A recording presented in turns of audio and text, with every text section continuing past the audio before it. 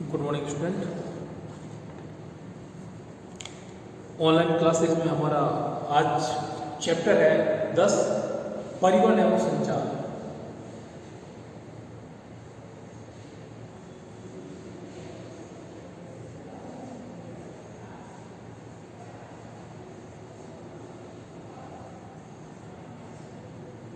परिवहन एवं संचार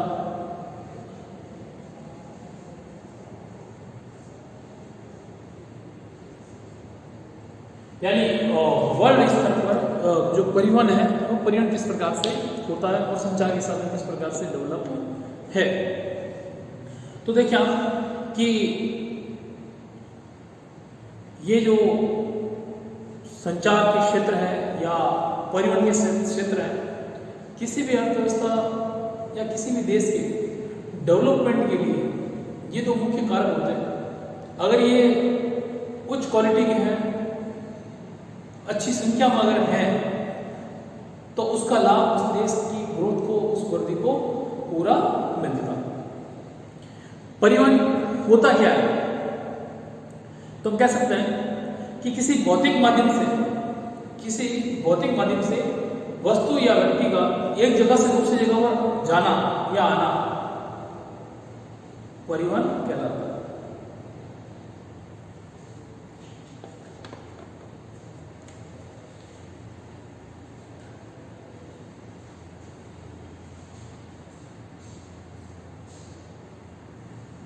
परिवहन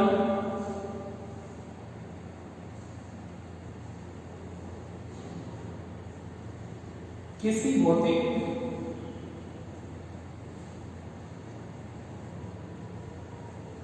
माध्यम से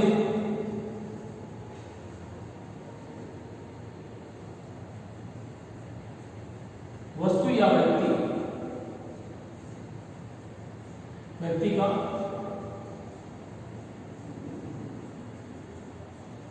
एक जगह से दूसरी जगह आना या जाना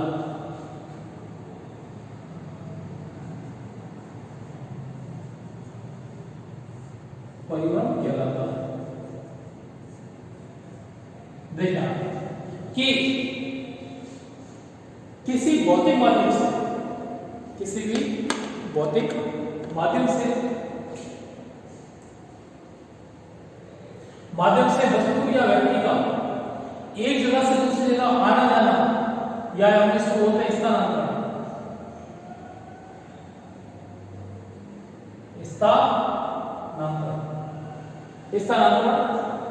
परिवहन कहलाता है। यानी माध्यम क्या है? भौतिक माध्यम है और उसके माध्यम से एक जगह से दूसरी जगह पर व्यक्ति या वस्तु को स्थानांतरित किया जाता है, तो ये आपको परिवहन कहलाता है। साधन इसके बहुत सारे हो सकते हैं, हवाई जहाज हो सकती है, ट्रेन हो सकती है, गाड़ी हो सकती है, मोटर व्हीकल हो सकते हैं, टू व्हीलर हो सकते हैं, साइकिल हो सकती है, कुछ भी हो सकता है जिसके माध्यम से व्यक्ति या वस्तु का एक जगह से दूसरी जगह स्थानांतरण होता है। फिर ये जो स्थानांतरण होता है, ये स्थानांतरण किस प्रकार से, कितने टाइप का होता है? तो 3 प्रकार का होता है: स्थल, जल और वायु। परिवहन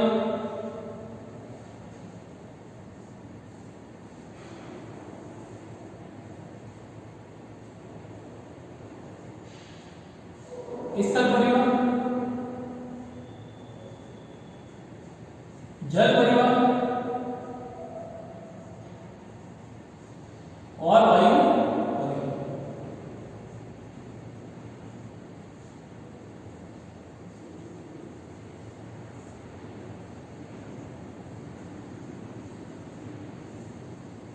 क्लियर? कि स्थल परिवहन, जल परिवहन और वायु परिवहन 3 प्रकार के परिवहन के माध्यम है। इसके ऊपर जो जो व्हीकल यूज किए जाते हैं वो इसके अकॉर्डिंग होते हैं। जल और वायु। इसके अलावा लिक्विड, इसके अलावा लिक्विड परिवहन के तौर पर अगर कोई वस्तु है वो लिक्विड द्रव अवस्था में है या गैस अवस्था में है तो उसके लिए पाइपलाइन परिवहन का भी एक नवाचार होता है।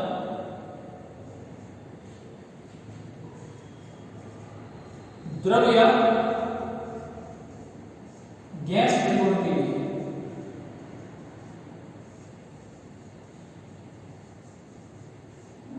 लिए पाइपलाइन परिवहन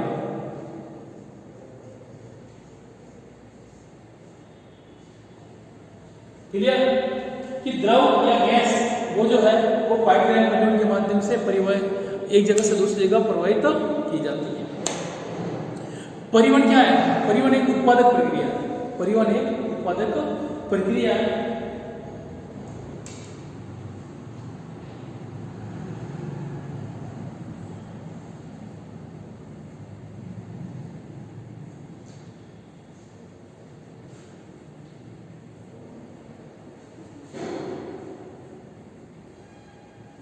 परिवहन उत्पादक प्रक्रिया है जो व्यक्ति या वस्तुओं को एक स्थान से दूसरे स्थान तक पहुंचाने के बदले पारिश्रमिक के तौर पर ली जाती है। परिवहन उत्पादन परिवहन क्या है? एक उत्पादक प्रक्रिया है, यानी परिवहन से आय भी होती है। कैसे होती है आय? व्यक्ति को या वस्तु को एक जगह से दूसरी जगह पर लाने और ले जाने में ये इनकम प्राप्त, इससे आय प्राप्त होती है। इसलिए हम इसको एक उत्पादक प्रोसेस के तौर पर भी जानते हैं, उत्पादक प्रक्रिया के तौर पर भी जानते हैं। दूसरी बात, परिवहन का उत्पादन मूल्य यात्री भार या भाड़ा इसके तौर पर तय किया जाता है। तो परिवहन का जो उत्पादक मूल्य है वो क्या है?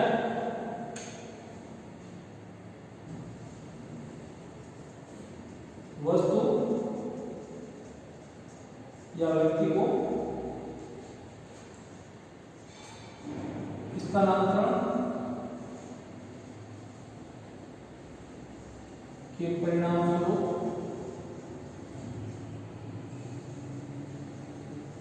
आय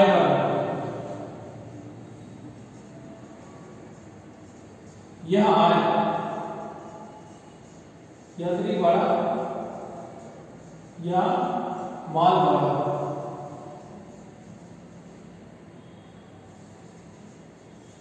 के रूप में प्राप्त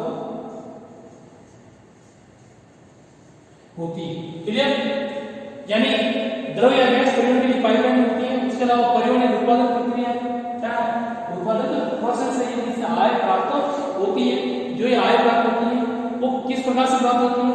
तो व्यक्ति या वस्तु को एक जगह से दूसरी जगह पर ले जाने की वस्तुओं की आय प्राप्त होती है। यह आय यात्री भाड़ा या माल भाड़ा के तौर पर प्राप्त होती है। फिर देखिए आप कि ये जो परिवहन है, ये परिवहन स्थल, जल और वायु तीनों भागों में किया जाता है। स्थल भाग पर सड़क और रेल परिवहन, तो जल भाग पर नौ परिवहन और वायु पे वायु परिवहन के तौर पर किया जाता है ये परिवहन। ठीक है। इसके अलावा जो जो सुधार हो रहा है, हम कह सकते हैं जैसे जैसे विकास हो रहा है, उस विकास के फलस्वरूप इन सब में धीरे धीरे इनके साधनों में धीरे धीरे बढ़ोतरी हो रही है। उच्च क्वालिटी के परिवहन तंत्र विकसित किए जा रहे हैं, उच्च क्वालिटी के परिवहन के साधन विकसित किए। अब हम पढ़ते हैं पहला आपका स्थलीय परिवहन।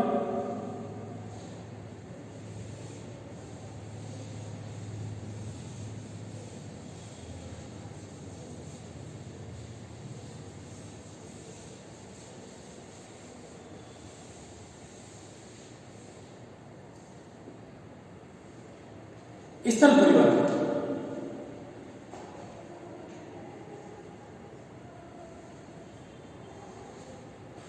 तो स्थल परिवहन धरातल पर जमीन पर जो परिवहन के साधन है, जिस परिवहन तंत्र के तहत चलते हैं वो आपका स्थलीय परिवहन कहलाता है। इस परिवहन तंत्र को हमने दो भागों में बांटा है, सड़क परिवहन और रेल परिवहन।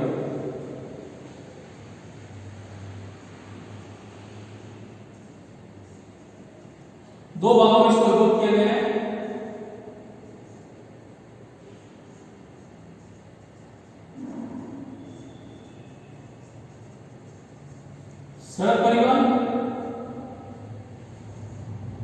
दूसरा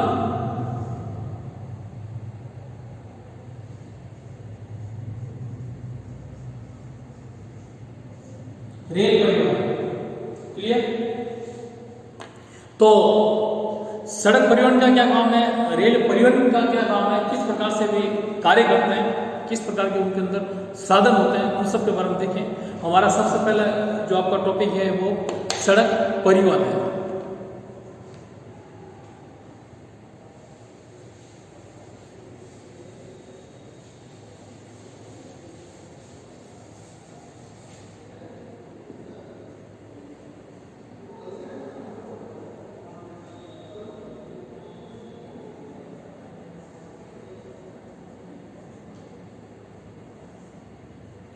सड़क परिवहन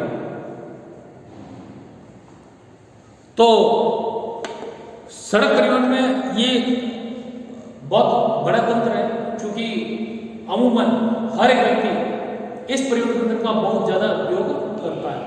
वस्तुओं को कम दूरी पे हो, अधिक दूरी पे हो, इन सबको पहुंचाने में, व्यक्तियों के एक जगह से दूसरी जगह में आने जाने के लिए इस परिवहन तंत्र का सर्वाधिक उपयोग किया जाता है, जो एक गांव से लेकर शहरों तक पूर्ण गति के साथ परिवहित होता है। दूसरी बात है क्या कि प्राचीन काल की बात करें तो मानव पुराने समय में स्वयं वाहक हुआ करता था, खुद ही उसको अगर कहीं जाना है तो पैदल एक जगह से दूसरी जगह पे जाता था। फिर पहिए का आविष्कार हुआ, पहिए के आविष्कार के बाद उसने पहिए से चलने वाली गाड़ियों का उपयोग करना शुरू किया, उनको बनाया, उनका विकास किया। फिर उसने पशुओं को लगाया, पशुओं के द्वारा खींचा जाने लगा परिवहन तंत्र। फिर जब ऊर्जा का आविष्कार हुआ, ऊर्जा शक्ति जो है, कह सकते हैं हम कि डीजल है, इंजन है, भाप है, जब इनके आविष्कार हो गए तो इनके इंजनों का इसका उपयोग किया जाने लगा, पशुओं को हटा दिया गया और आज का तंत्र पूर्णतः विकसित तंत्र हो गया, जिसके तहत इनका सर्वाधिक उपयोग होने लगा है। मनुष्य अपनी जरूरत के अंदर परिवहन तंत्रों का सबसे ज्यादा उपयोग करता है। तो ये गाड़ियां, ये परिवहन तंत्र जो आदिम काल से जो चला आ रहा है, उसका जो आधुनिक रूप है, वर्तमान का जो रूप है, वो मोटर चलित परिवहन तंत्र के तौर पर जाना जाता है। तो ये जो परिवहन तंत्र है, ये परिवहन तंत्र एक गांव से शहर और शहर से गांव, इस प्रकार से आपस में कनेक्ट या कनेक्शन का कार्य भी करता है, लोगों को कनेक्ट रखने का कार्य भी करता है।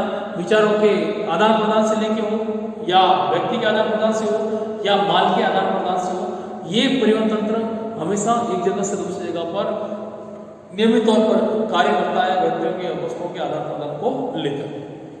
फिर हम बात करते हैं कि सड़कें, सड़क परिवहन में सड़कें जो इनका है, तो वो दो प्रकार की होती है सड़कें, एक कच्ची सड़क और दूसरी पक्की सड़क।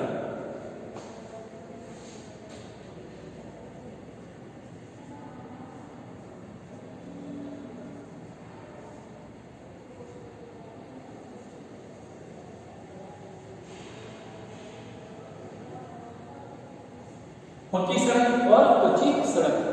कच्ची सड़क अमूमन सभी जगह देखने को मिलती है, क्योंकि ये घर से मुख्य सड़क तक जाने का रास्ता इसी प्रकार से बनता है, या गांव के अंदर जहाँ सड़कों पे डामरीकरण नहीं हुआ या सीमेंटीकरण नहीं हुआ, तो उन जगहों पर अक्सर कच्ची सड़कें हमें देखने को मिलती है। ये कच्ची सड़कें बड़े तंत्र पर फैली होती हैं, लेकिन इस सड़कों के एक डिसएडवांटेज ये होते हैं, कमियां ये होती है कि बारिश के मौसम में या बिना मेंटेनेंस की सड़कें होती हैं, इसका कोई देखभाल नहीं होती है, तो हमेशा ये परिवहन तंत्र को हमेशा सुगम न बनाकर दुर्गम बनाती है कच्ची सड़कें।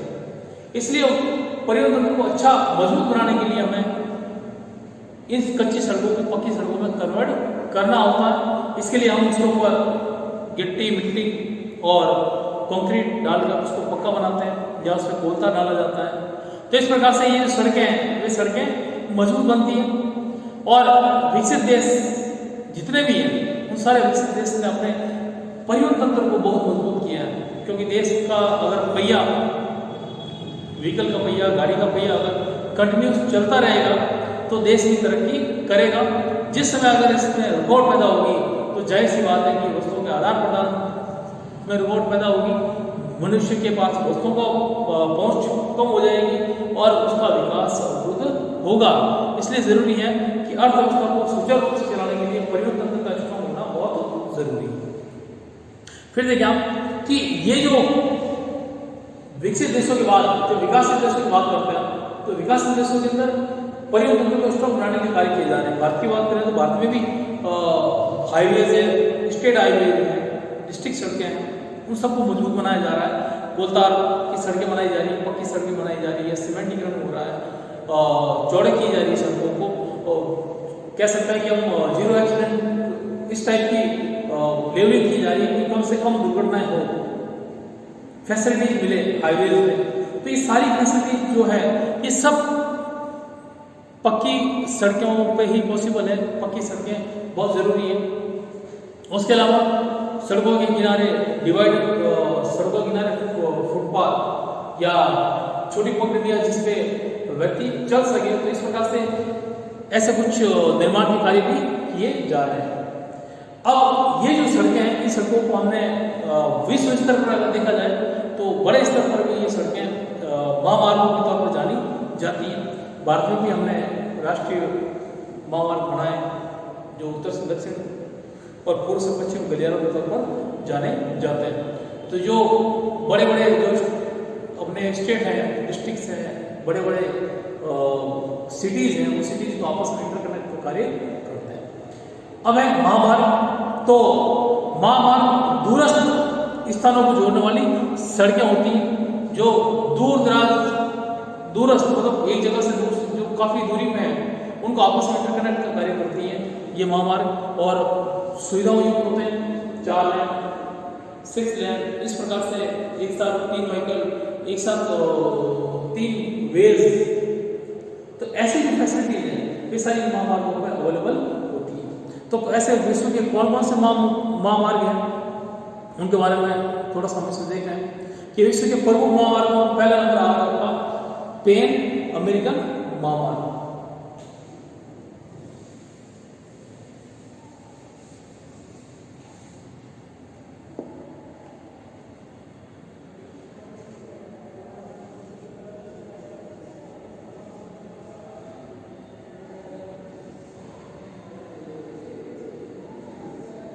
महामार्ग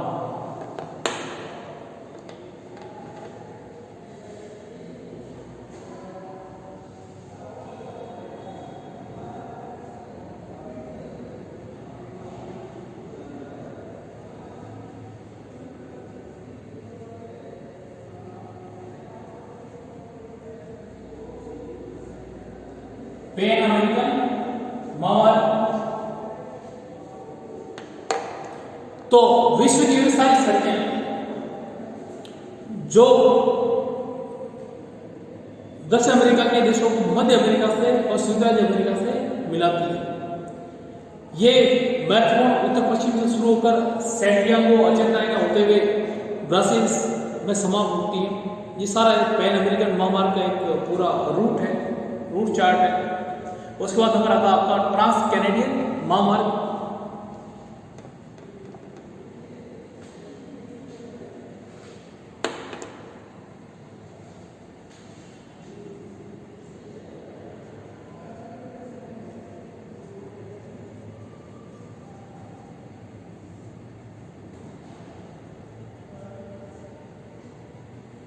ट्रांस कैनेडियन महामार्ग क्या है ये? तो ये न्यू फाउंडलैंड प्रांत के सेंट जॉन नगर से, न्यू फाउंडलैंड प्रांत के सेंट जॉन नगर से ब्रिटिश के कोलंबिया में स्थित वैंकूवर तक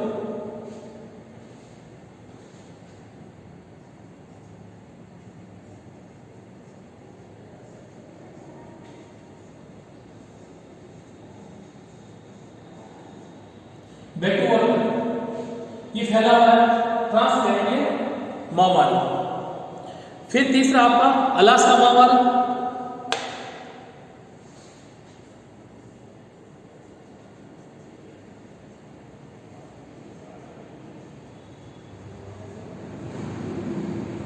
अलास्का महामार्ग। ये मार्बल कनाडा के एडमंटन नगर से अलास्का के एंकोरेज।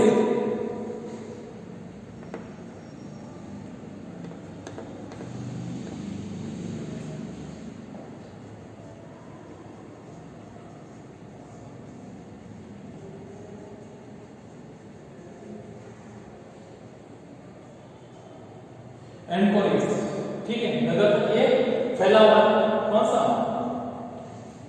अलास्का महामार्ग। फिर आपका स्टुअर्ट महामार्ग, ये विश्व के प्रमुख महामार्ग है।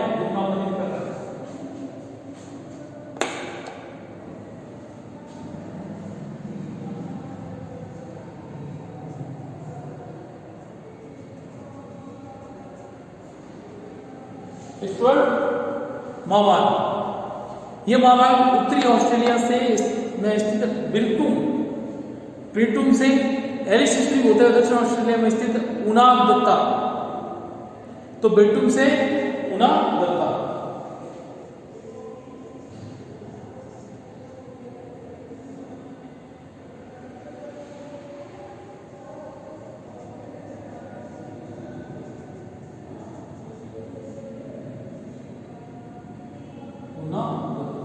यहां तक ये फैला हुआ है।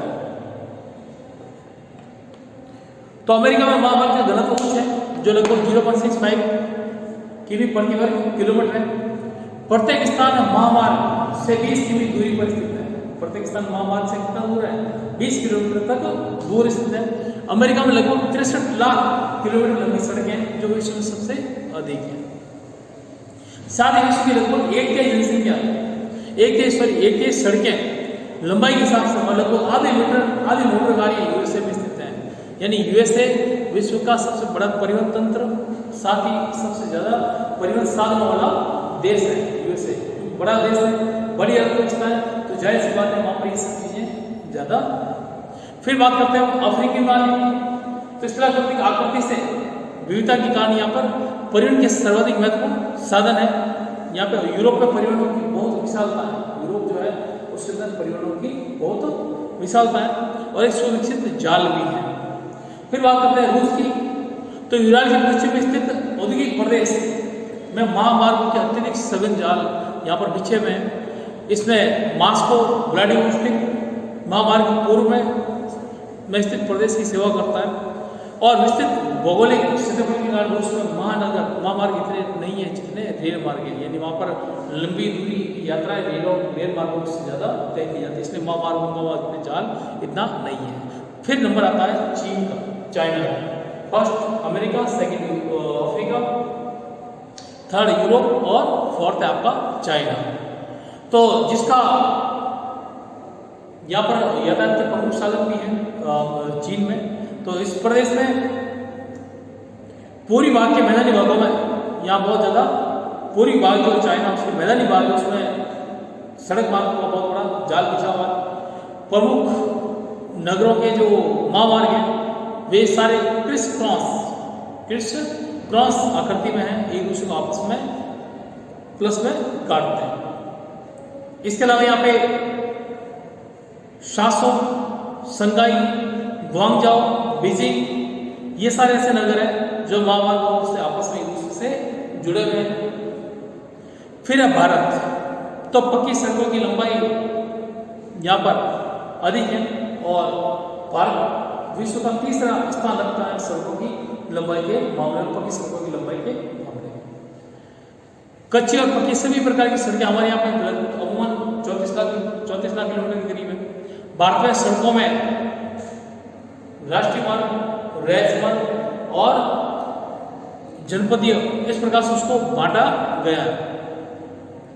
हमारे यहाँ स्वर्णिम चतुर्भुज योजना, गोल्डन चतुर्भुज योजना जो है उस योजना के तहत 4 बड़े महानगरों को आपस के अंदर मिलाया गया है, जिसको एक कॉरिडोर के नाम से दिया गया कि उत्तर दक्षिण गलियारा, पूर्व पश्चिम गलियारा। तो ये जो गलियारा है ये कॉरिडोर योजना है। इसमें पूर्व में असम में सिलचर जो जगह है उसका कनेक्शन सीधा गुजरात के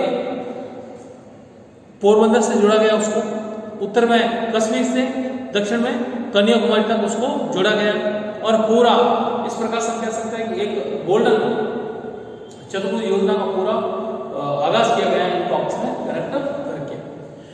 उसके अलावा हमारी एक कंपनी कार्य करती है बॉर्डर रोड ऑर्गेनाइजेशन, वो अंतर्राष्ट्रीय सीमाओं के नजदीकी जो सड़कें हैं उनको बनाने का कार्य करती है BRO। और प्लस दुर्गम इलाके जो पहाड़ी इलाकों में सड़कों की मेंटेनेंस और नई सड़कों के निर्माण का कार्य भी करती है। तो इस प्रकार से ये हमारा सड़क परिवहन तंत्र है यहाँ का कंप्लीट हुआ। नेक्स्ट क्लास में हमारा होगा रेल मार्ग।